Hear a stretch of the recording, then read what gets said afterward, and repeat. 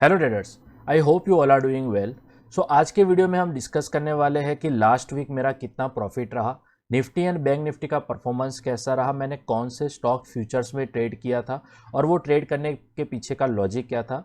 हम ये भी डिस्कस करेंगे कि next week Nifty and bank Nifty का कैसा परफॉर्मेंस रह सकता है और कौन से लेवल्स काफ़ी इंपॉर्टेंट है। So let's go to the terminal. So last week मैंने टोटल 20,000 का प्रॉफिट किया था यहाँ पे। नेट ओवरऑल प्रॉफिट था रफली 23,000। After the charges and taxes मैंने टोटल अराउंड 20,000 का प्रॉफिट बुक किया था। सो अगर यहाँ पे देखे मैंने, सो लास्ट वीक मैरिको में ट्रेड किया था, नेस्ले में ट्रेड किया था, ईएल में ट्रेड किया था एंड मेरा जो लॉस हुआ था वो बजाज फाइनेंस में हुआ था। तो ये सारे स्टॉक फ्यूचर्स में मैंने कैसे ट्रेड किया था, कौन से लेवल्स पे ट्रेड किया था, तो लेट्स डिस्कस दैट।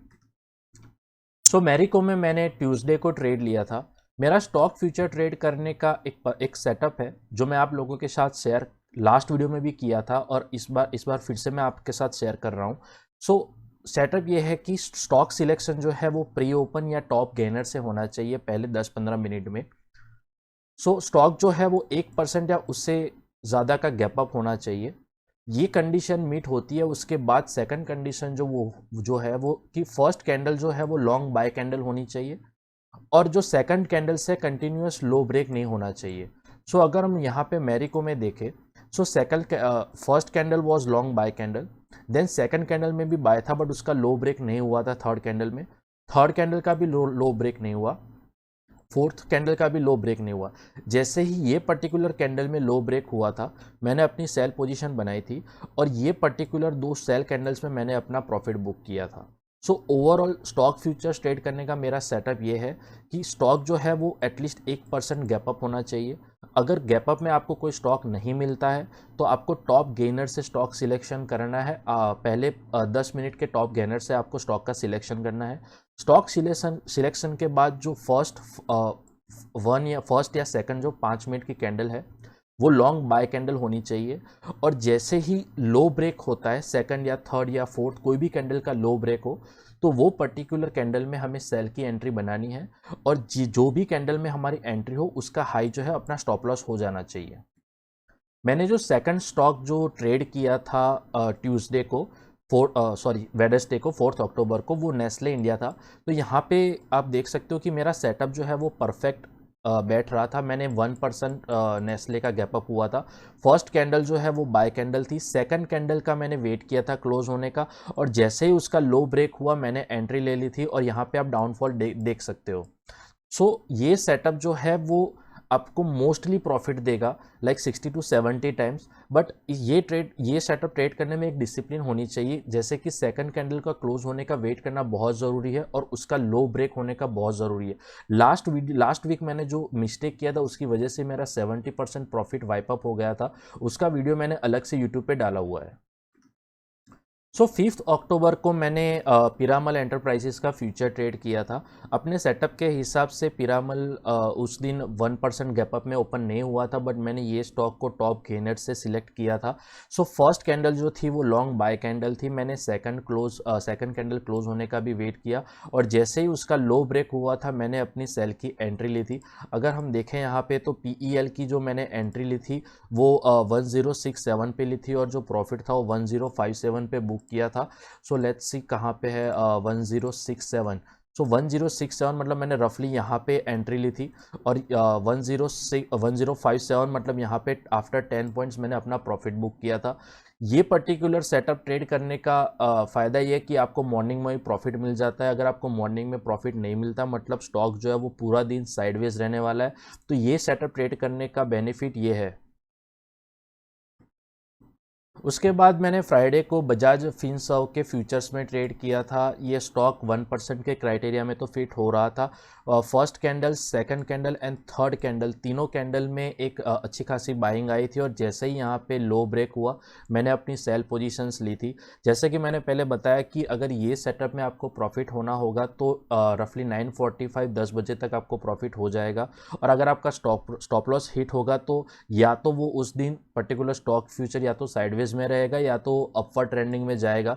सो आपको अगर चांसेस लेना है तो आप स्मॉल स्टॉप लॉस के साथ, अगर आपका सेलिंग में स्टॉप लॉस हिट हो जाता है तो आप वेरी स्मॉल स्टॉप लॉस के साथ आप बाइंग की साइड में जा सकते हो। बट मैं यूजुअली वो नहीं करता क्योंकि वो मैंने अभी बैक टेस्ट नहीं किया है। तो आने वाले टाइम में वो भी आपको बैक टेस्ट करके मैं आपको बताऊंगा कि बाइंग की साइड रिवर्स करने से, पोजीशन रिवर्स करने से उस पर बेनिफिट है कि नहीं। उसके अलावा मैं एक ऑप्शन सेलिंग का भी सेटअप बैक टेस्ट कर रहा हूँ। तो उसमें अगर कैसा रिस्क टू रिवॉर्ड रहता है, कैसा प्रॉफिट सिनेरियो रहता है, मैक्सिमम कितना ड्रॉडाउन हो सकता है, तो वो सारी चीज़ें टेस्ट करने के बाद मैं अपने यूट्यूब वीडियो पे आपको फ्री ऑफ कॉस्ट में वो आपको एक्सप्लेन करूँगा। तो चलिए क्विकली से देख लेते हैं कि लास्ट वीक निफ्टी का परफॉर्मेंस कैसा रहा और नेक्स्ट वीक निफ्टी के लिए क्या इंपॉर्टेंट लेवल्स है। सो अगर हम यहाँ पे निफ्टी का चार्ट 1 आवर में देखें, सीपीआर जो अभी आपको स्क्रीन पे दिख रहा है वो वीकली सीपीआर है। सो यहाँ पे अगर देखें तो निफ्टी में बाइंग आती है, उसके बाद एक सेलिंग प्रेशर आता है, फिर अगेन बाइंग आई थी, देन सेलिंग प्रेशर आया था। यहाँ पे गैप डाउन होने के बाद एक साइडवेज निफ्टी का परफॉर्मेंस रहा था और यहाँ पे भी गैप अप ओपन होने के बाद बाइंग कंटिन्यू नहीं रही थी और मार्केट साइडवेज में चला गया था। The same was happen on the Friday. So यहाँ से मैंने ये इंटरप्रेट किया कि जब भी निफ्टी में एक बाइंग आती है उसके बाद एक सेलिंग आती है पर्टिकुलर लेवल्स के बीच में, तो वो लेवल्स कौन से है।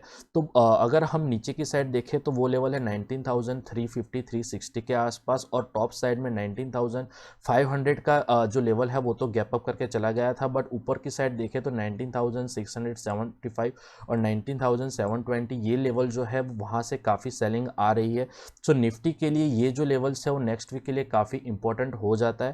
थर्सडे के दिन अगर हम देखें तो यहाँ पे गैप अप ओपनिंग के बाद कोई फॉलोअप बाइंग नहीं आई थी और फ्राइडे के दिन भी ये पर्टिकुलर 1 आवर कैंडल में बाइंग आने के बाद एक सेलिंग आई थी और ये जो बाइंग आई थी मिड डे के अराउंड, उसके बाद कोई फॉलोअप बाइंग नहीं आई। सो नेक्स्ट वीक के लिए अगर देखें तो निफ्टी के लिए इंपॉर्टेंट जो लेवल है वो 19,350 19,500 हो जाते हैं on the down side and 19,675 and 720 हो जाते हैं अप साइड। अगर हम नेक्स्ट वीक की बात करें तो नेक्स्ट वीक का जो हाई है और लो है वो काफ़ी वाइड है। सो हमें नैरो टू स्लाइटली नैरो सीपीआर्स देखने को मिल सकते हैं नेक्स्ट वीक के लिए।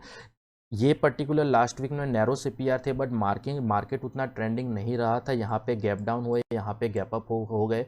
उसका वन ऑफ द रीज़न ये है कि सीपीआर एंड आर1 के बीच में काफ़ी डिस्टेंस था। अगर हम नेक्स्ट वीक देखेंगे तो based on my calculations CPR और आर1 के बीच का डिस्टेंस जो है वो हमें देखना पड़ेगा। वो अगर कम रहेगा तो नेक्स्ट वीक मार्केट ट्रेंडिंग हो सकता है। इंपॉर्टेंट यह है कि 19,500 का लेवल होल्ड करना पड़ेगा निफ्टी को ट्रेंड अपसाइड ट्रेंडिंग के लिए और वो 19,720 19,750 के ऊपर जाता है तो हमें एक बाय साइड में एक ट्रेंडिंग मार्केट देखने को मिल सकता है। अगर डाउन साइड में अगर देखें तो 19,000 ये पर्टिकुलर गैप के नीचे अगर मार्केट जाता है विच इज़ क्लोज टू 19,500 तो हमें डाउन साइड एक ट्रेंडिंग मार्केट देखने को मिल सकता है निफ्टी में। सो अभी निफ्टी के 1 आवर टाइम फ्रेम पे मैंने अभी मंथली सीपीआर में अगर निफ्टी का एनालिसिस करे तो यहाँ पे आप देख सकते हो फ्राइडे के दिन एग्जैक्टली लोअर मंथली सीपीआर से निफ्टी ने रेजिस्टेंस लिया है जो लेवल है अप्रोक्सीमेटली 19,671। सो मैंने पहले जैसे बताया 675 एंड 750 का जो जोन है वो एक रेजिस्टेंस जोन है। जब तक ये मंथली सीपीआर के ऊपर क्लोजिंग नहीं देता 1 आवर के टाइम फ्रेम में तब तक लॉन्ग साइड जाने का कोई सेंस नहीं बनता है। यहाँ पे अगर चाहे तो हम शॉर्ट साइड की पोजीशंस बना सकते हैं क्योंकि यहाँ पे हमारा स्टॉप लॉस जो है वो काफ़ी स्मॉल है। उसके सामने हम 19,500 19,320 के अराउंड का टारगेट रख सकते हैं। तो चलिए बैंक निफ्टी की अगर बात करते हैं तो 1 आवर टाइम फ्रेम में वीकली सीपीआर के साथ बैंक निफ्टी में भी सेम सिनारियो बन रहा है। पहले बाइंग के बाद सेलिंग आती है, यहाँ पे भी सेलिंग के बाद मार्केट बैंक निफ्टी जो है वो साइडवेज चला गया था। ऑन थर्सडे बाइंग आने के बाद मार्केट ने डाउनफॉल दिखाया था। सो कहीं ना कहीं मार्केट में अभी सेलिंग प्रेशर है। तो जब तक बैंक निफ्टी जो है वो 44,500 600 के ऊपर और एटलीस्ट 800 के ऊपर नहीं जाता तब तक हम बैंक निफ्टी में कोई बाइंग की पोजीशन नहीं बना सकते और डाउन साइड में 43,800 को ब्रेक करने के बाद हमें एक अच्छा खासा सेलिंग प्रेशर देखने को मिल सकता है।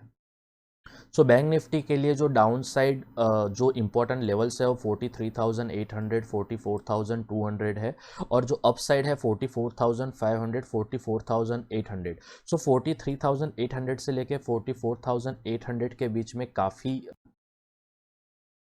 रेजिस्टेंस लेवल्स है।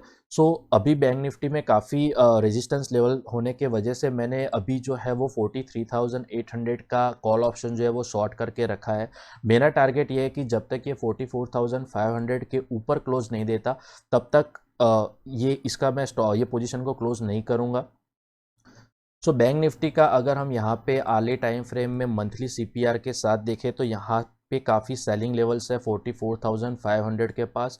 सो अगर बैंक निफ्टी को ऊपर जाना होगा तो रफली हम 44,800 तक मैक्सिमम जा सकता है। उसके बाद मंथली सीपीआर से रेजिस्टेंस लेके बैंक निफ्टी का नीचे आने का चांसेस ज़्यादा है, उसकी वजह से मैंने अभी कॉल ऑप्शन की पोजीशंस बनाई है। मैं 44,500 या मैक्सिमम 600 तक ये पर्टिकुलर लेवल तक जो है मैं अपना कॉल ऑप्शन का सेल पोजीशंस होल्ड करूंगा नेक्स्ट वीक के लिए। सो अभी के लिए आज के वीडियो में इतना ही। बैंक निफ्टी और निफ्टी के इंपॉर्टेंट लेवल्स है जो मैंने आपके साथ शेयर किए हैं, वो लेवल्स को ध्यान में रखिए और उस हिसाब से अपनी पोजीशंस बनाइए। नेक्स्ट वीक के निफ्टी और बैंक निफ्टी के जो सीपीआर है वो नैरो होने के चांसेस ज़्यादा है, plus distance between CPR and R1 जो है वो काफ़ी लो होने के चांसेस है।